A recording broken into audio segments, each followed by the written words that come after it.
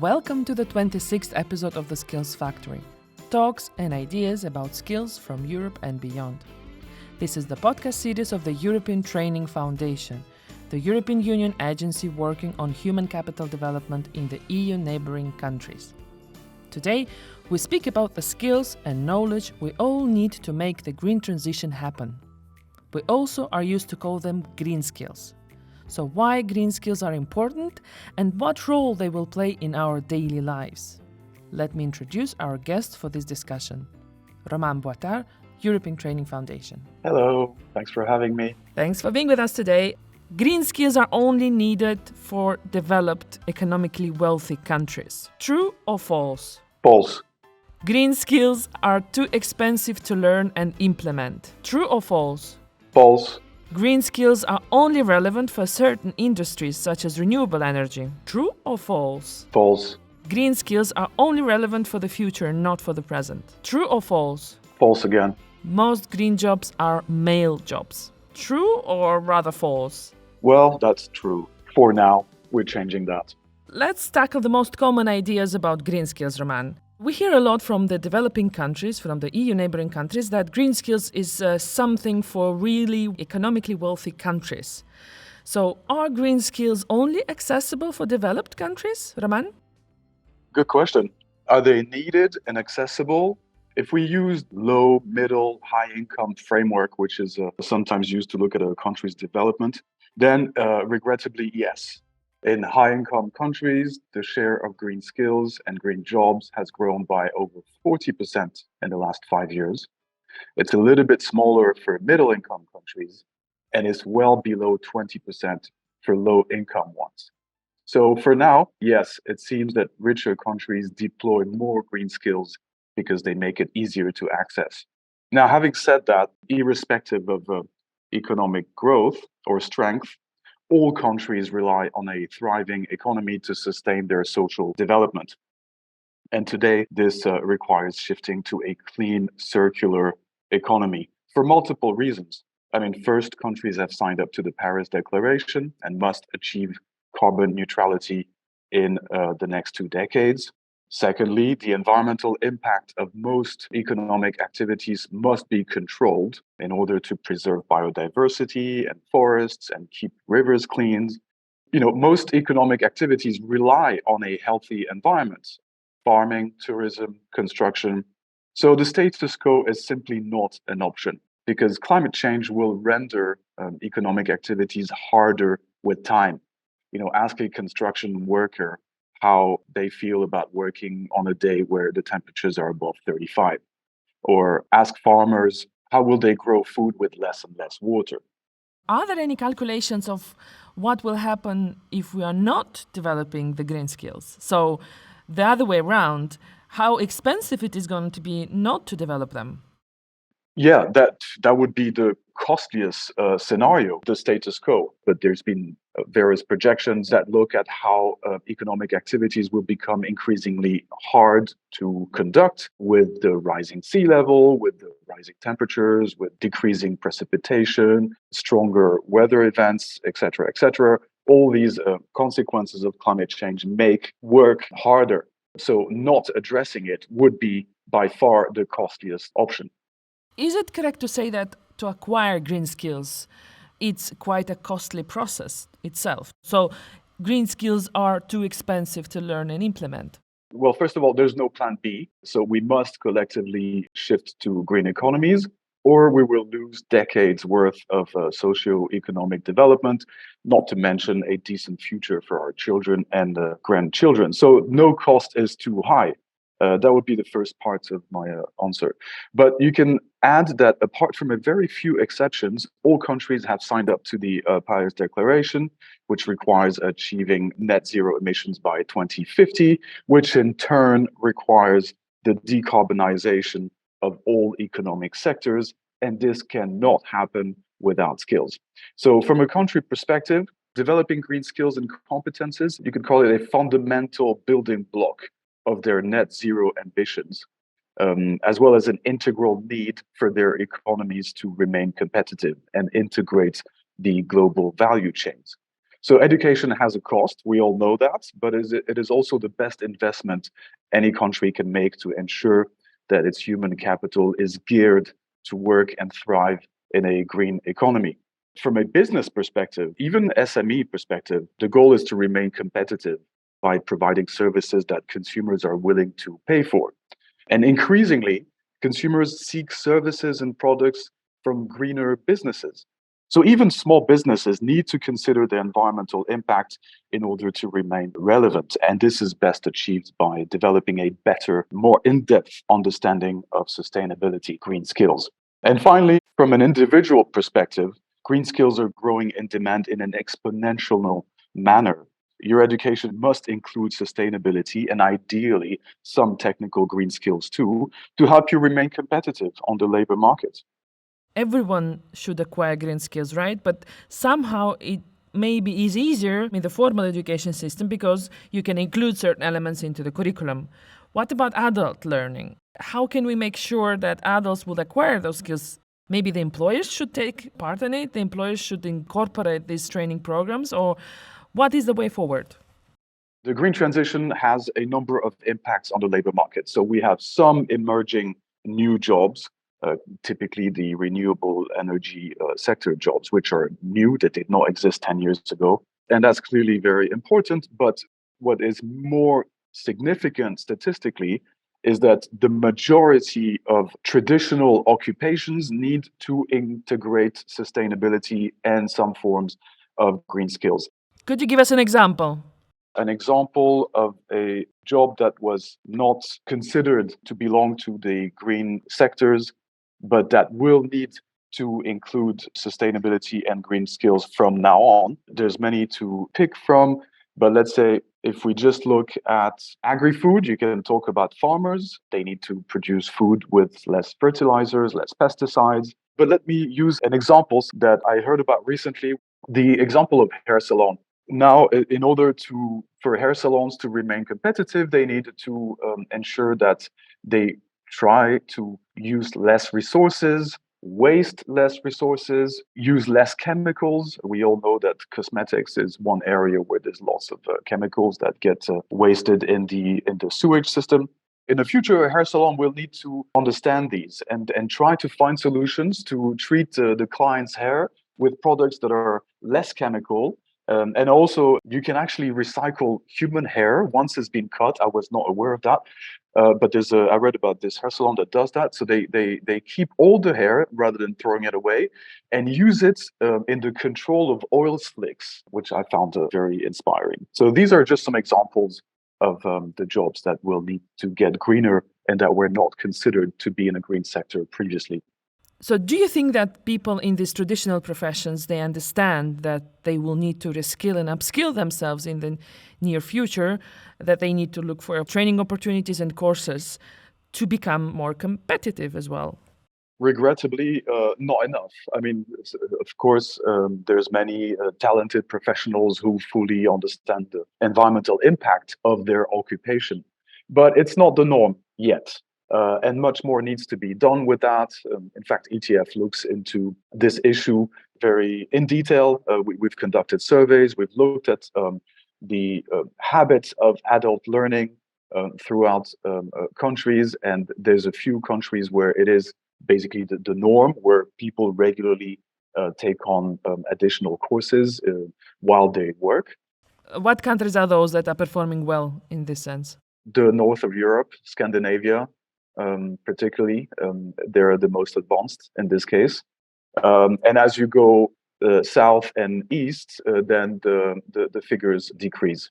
We find some countries, and regrettably, the countries that need it most, countries that have a large fossil fuel industry, for example. A lot of, as we exit our fossil fuel era, lots of these workers will need to transit career and do something else. In these countries, the infrastructure and the culture of adult learning needs to be most functional, and that's not the case yet. So this is something for which lots of improvements are required, and we hope to contribute to that with some of the analysis and the dissemination that we're doing. What ETF is doing to raise the awareness in EU neighboring countries about the importance of green skills? We do multiple things. We approach this issue from multiple angles. One of our flagship initiatives has been the ETF Green Skill Award, which we launched 3 years ago. We've had already two editions, and this has been a great way to not only identify, but also showcase some of the innovations that youth and education providers come up. We also conduct studies to really understand what happens at the level of sectors.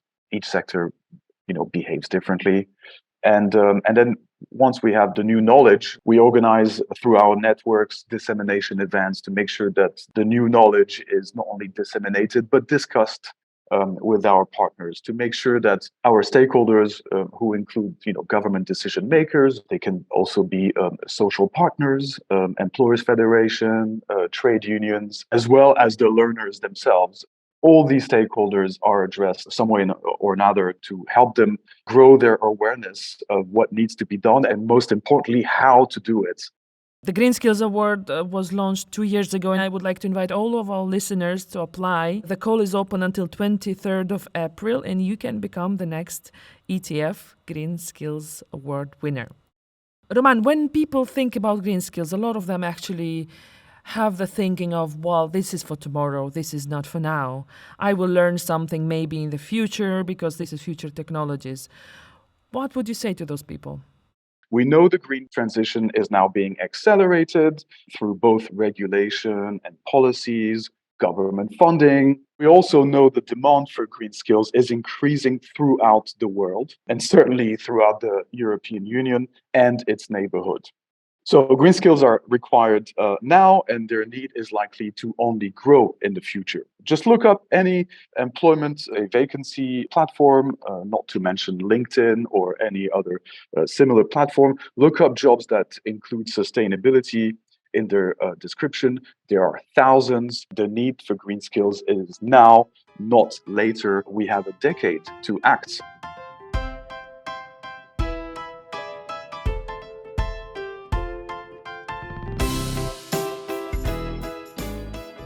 Roman, when you think about those new jobs, new green jobs, solar panels, renewable energy, the first thing you would imagine is a male figure working on solar panel. My question is, how equal is green transition, and how equal are and inclusive are the green jobs? Because my impression is that most green jobs are actually male jobs. Well, that's true. Gender inequalities is nothing new. It's rooted in the different roles and identities given to individuals, depending on whether they are male or female. For example, we know that girls and women are less prone to enroll in courses that include a high degree of information technology or a high degree of STEM skills. STEM stands for science, technology, engineering, and math.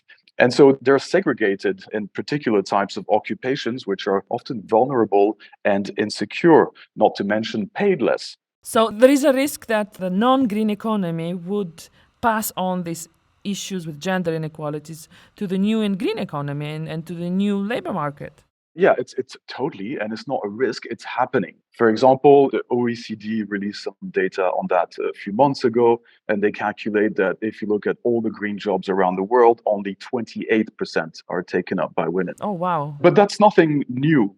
It's not a phenomenon that's limited to the confines of green employment. Previously, before the renewable energy race, if I may call it like that, women were already underrepresented in the energy jobs. Like, for example, if you look at the global female labor force, which is just about 40%, well, only 16% of jobs in the energy sector were taken up by women. So the gender inequality is being carried over into our current context. Clearly something that is unacceptable for a number of reasons. It's also a business case. In most countries, there is a lack of green talents, basically profiles with the right technical green skills and green competences. Countries are needing to find ways to fulfill these gaps and this increased demand.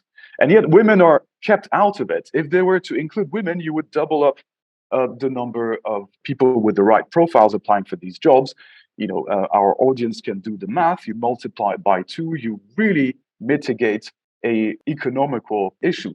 So beyond the human rights perspective, there's a business case to getting women and girls into green jobs. And no surprise that the first ever winner of the ETF Green Skills Award was a Palestinian girl, a refugee from Palestine. They became the first ever solar panel installer in her country. So that was pretty much the story of, a woman actually making a journey in a male industry. Yeah, no, clearly. Well, I mean, we feel very strongly about that at ETF, as our audience knows.